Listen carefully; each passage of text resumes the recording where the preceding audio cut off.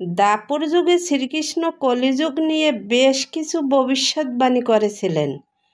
কলিযুগে নারী ও পুরুষের আচার আচরণ নিয়ে ভবিষ্যৎবাণী করেন তিনি। শ্রীকৃষ্ণের করা এই ভবিষ্যৎবাণী এখন প্রতিদিন সত্যি প্রমাণিত হচ্ছে। শ্রীকৃষ্ণ বলেছেন যে কলিযুগে মানুষ এতটাই নির্মম হয়ে যাবে যে তাদের কাছে সম্পর্কের কোনো মূল্য থাকবে না। বাবা ছেলেকে খুন করবে, ছেলে বাবাকে খুন করবে সামান্য কিছু অর্থের জন্য, বা ছোটোখাটো বিষয়ে মানুষ মানুষকে খুন করতে পিছপা হবে না। কলিযুগে মানুষ হবে মিথ্যাবাদী ও স্বার্থপর। মানুষের দেওয়া প্রতিশ্রুতি আর কাজের মধ্যে কোনো মিল থাকবে না। দেশ ও সমাজের কূপে যারা ধার্মিক ও জ্ঞানী হিসেবে খ্যাতি পাবেন তাদের প্রকৃত মানসিকতা থাকবে শকুনের ন্যায়। উপরে ধর্ম নিজেরাই হবে ভণ্ডামি। কলিযুগ হলো পাপের যুগ, আর এই পাপ থেকে উদ্ধারের একমাত্র উপায় হচ্ছে ভগবানের সেবায় নিজেকে উৎসর্গ করা, হরে কৃষ্ণ মহামন্ত্র জপ করা। কলিযুগে মানুষের ভালোবাসা হবে স্বার্থ ও অর্থকেন্দ্রিক। গীতায় শ্রীকৃষ্ণ জানিয়েছেন ব্যক্তির অনিয়ন্ত্রিত মন তাদের শত্রুতে পরিণত করে, যার কারণে মানুষ কখনো সফল হতে পারে না। শ্রীকৃষ্ণের বাণী অনুযায়ী কলিযুগে মানুষের মধ্যে প্রত্যাশা ও ইচ্ছা যত কম থাকবে পৃথিবীতে তারা ততই সুখী হতে পারবে।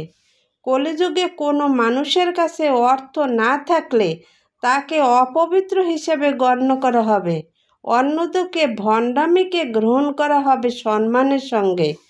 কলিযুগে মানুষের মাঝে ঝগড়া, বিপদ, খিদে, তৃষ্ণা, রোগ, ভোগ ও গভীর উদ্বেগও ক্রমশ বৃদ্ধি পাবে।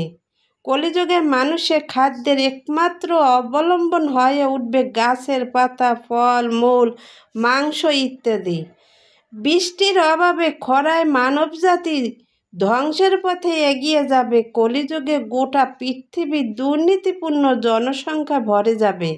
তাই যারা নিজেকে শক্তিশালী হিসাবে প্রকাশ করতে পারবে একমাত্র তারাই রাজনৈতিক ক্ষমতার অধিকারী হবে।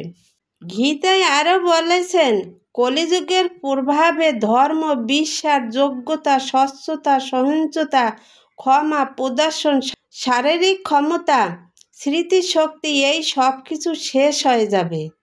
কলিযুগে একজন ব্যক্তি যত বেশি ধন সম্পদ থাকবে সে তত বেশি গুণী বলে বিবেচিত হবে এবং আইনে ও ন্যায় বিচার কার্যকর হবে শুধুমাত্র একটি শক্তির ভিত্তিতে। কলিযুগের জীবনকাল এতটাই সংক্ষিপ্ত হয় তা কেবল অপর্যাপ্ত খাবারের কারণে নয়, বরং অনিয়মিত অভ্যাসের কারণে।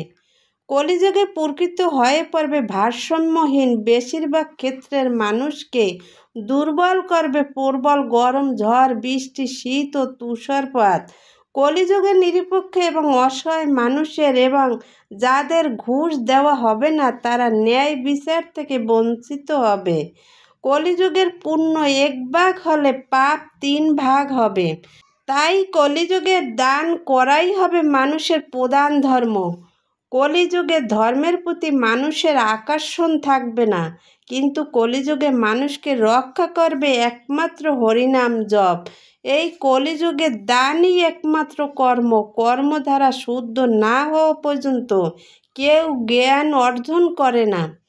শ্রীকৃষ্ণ বলেছেন যে কলিযুগে পুরুষেরা নারীকে ছোট চোখে দেখবে এবং প্রকাশ্যে নারীকে অপমান করবে আর নিজেকে আরও বড় বলে মনে করবে।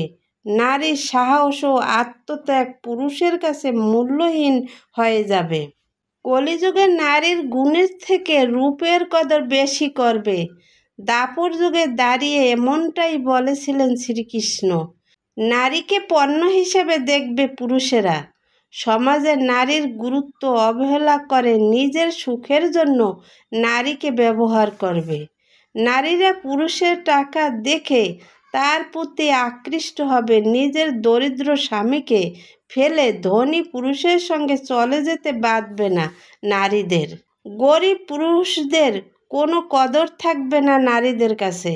এমনই ভবিষ্যৎবাণী করেছিলেন শ্রীকৃষ্ণ। কলিযুগে মেয়েরাই মেয়েদের কষ্টের কারণ হবে বলে জানিয়েছেন শ্রীকৃষ্ণ।